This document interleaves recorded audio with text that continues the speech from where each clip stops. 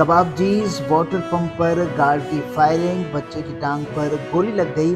कराची मशहूर fast food chain कबाबजीज के water pump पर वाक़े ब्रांच में अफसोसनाक वाक़या पेश आया, जहां सिक्योरिटी गार्ड की फायरिंग से एक कम उम्र बच्चे की टांग पर गोली लग गई। एनी शाहिदीन के मुताबिक वाक़या मामूली तल्ख कलामी के बाद पेश आया।